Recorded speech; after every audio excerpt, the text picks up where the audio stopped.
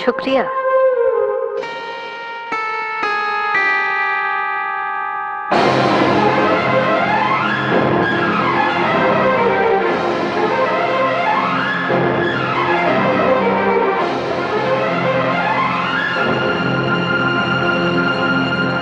तू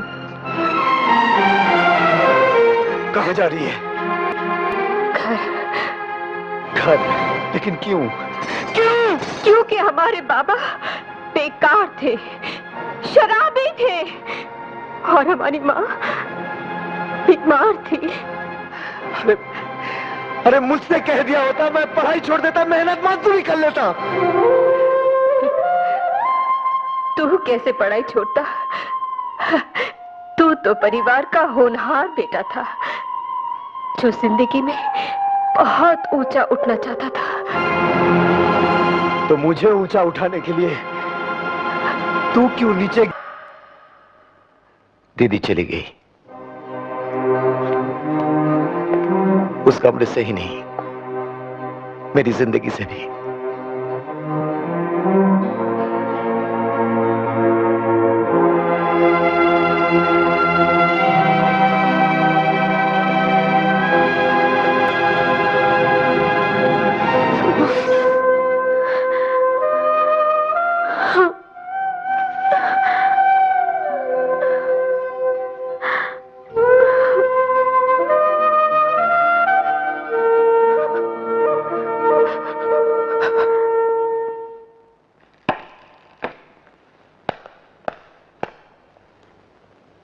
मैं गीता की सौगंध खाकर कहता हूं कि जो कुछ कहूंगा सच कहूंगा और सच के सिवा कुछ नहीं कहूंगा।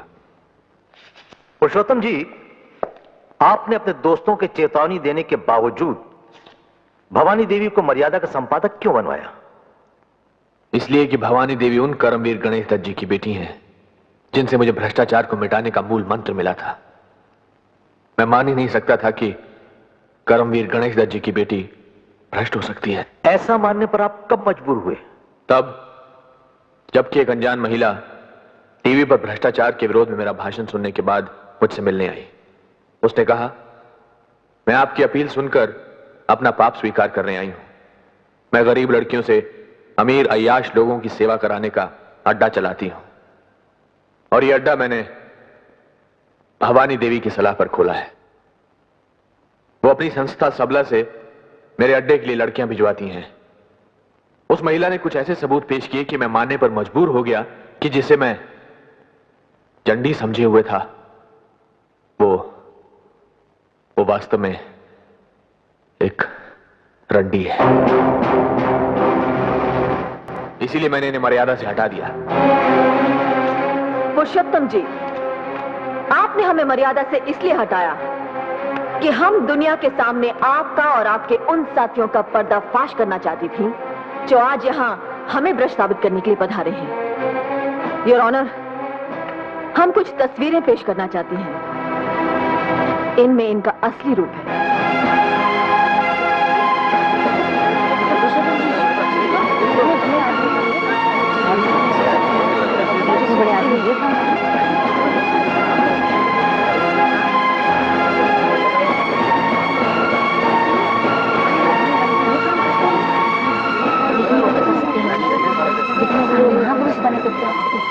ऑर्डर।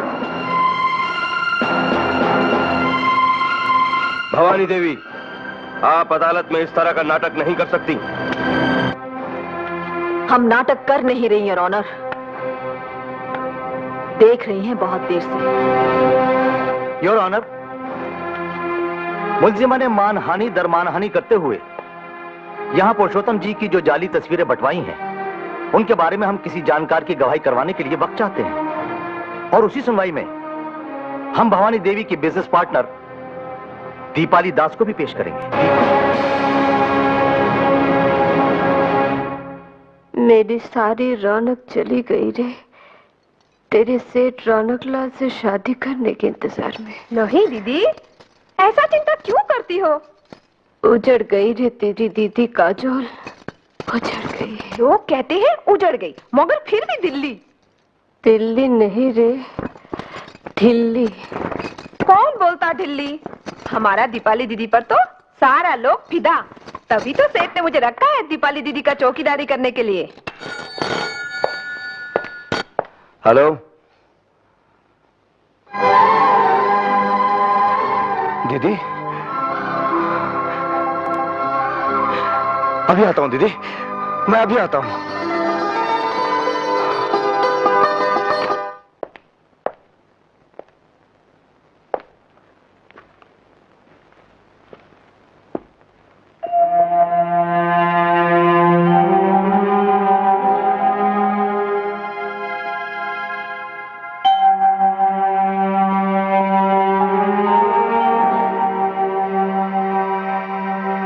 दीदी,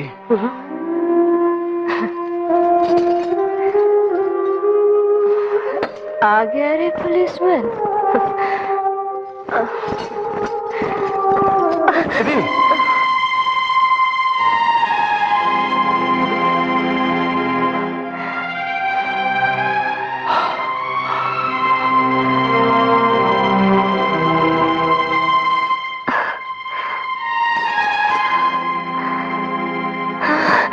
दीदी, चाटा खाकर भी नहीं सुधरी। दीदी बैठ जा। नहीं सुधरी रे।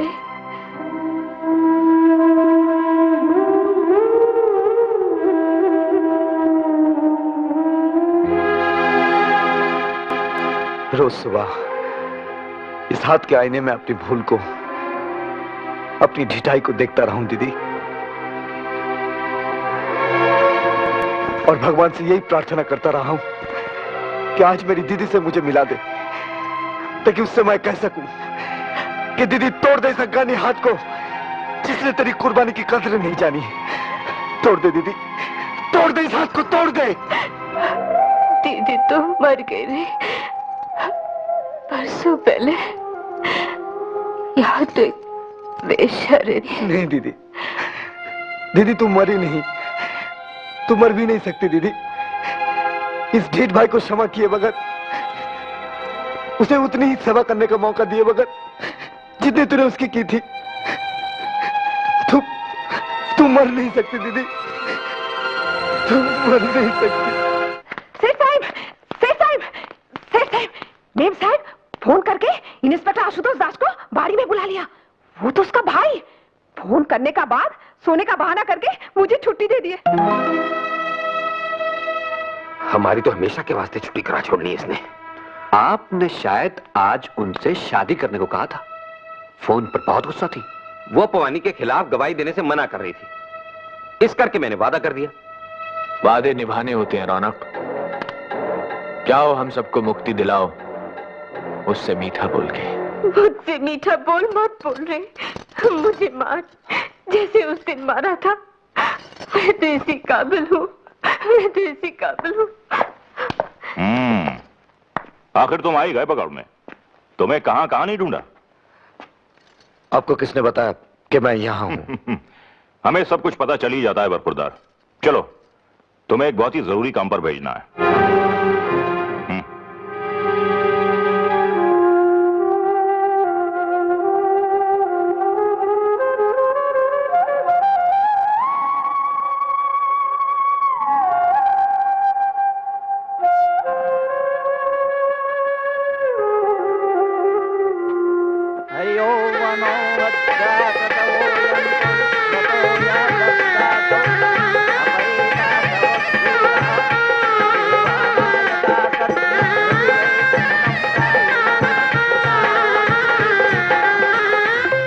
आज मेरे लिए बहुत खुशी का दिन रौनक। आज मुझे पति भी मिला और भाई भी।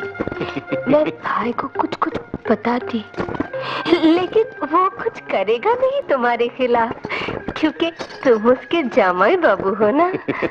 ओए मेरे लिए भी कोई कम खुशी का दिन नहीं है ना दीपाली। मेरे को भी तो घरवाली और साला इकट्ठे मिल गए।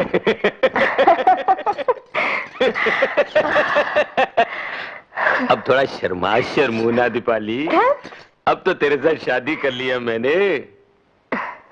हिंदुस्तानी जनानी की पहली बड़ी तमन्ना होती है कि उसकी शादी हो जाए, है ना दीपाली? हाँ। तो तेरी वो तमन्ना तो पूरी हो गई। हुई। चल अब वो भी पूरा कर छोड़े जो हिंदुस्तानी जनानी की दूसरी बड़ी तमन्ना होती है। बोल क्या होती है वो भला? मां बनने की। दूर बेटे, मैं बताऊं क्या होती है? क्या होती है? वो होती है सुहागन मरने की। आंटी, आप तो सचमुच मार दिया मालकिन को। बकवास छोड़ और जिस तरह बताया था उस तरह फोन कर। जी हाँ, हम भवानी बोल रही हैं। मैं आशुतोष की बहन दीपाली। आशुतोष को तो पुलिस ले गया। आप इधर 7 नंबर पार्क रोड पर जरा आइए ना जल्दी। आपको गोपी के खून के बारे में कुछ बताना है। हाँ।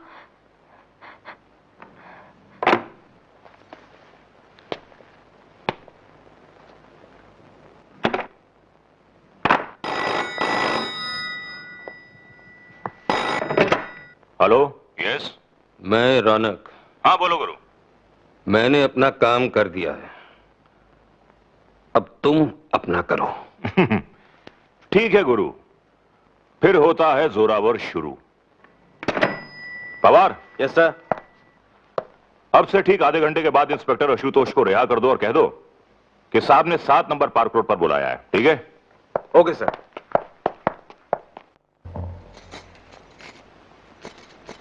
दीपाली जी,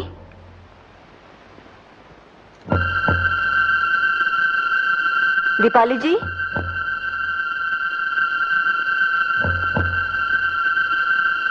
दीपाली जी,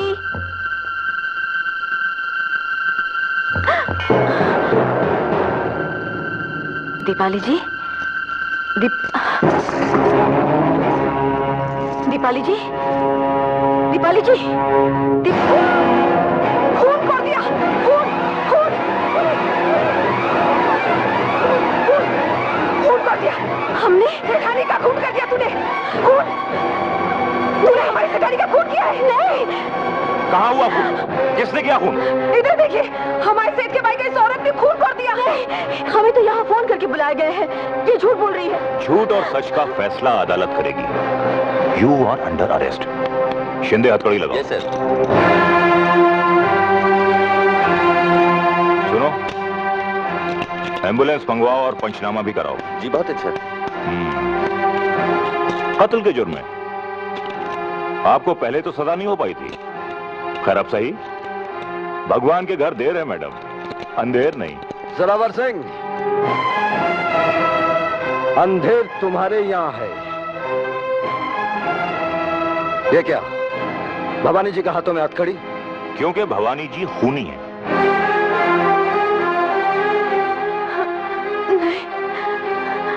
किसका खून किया इन्होंने? हमारी सेठानी का।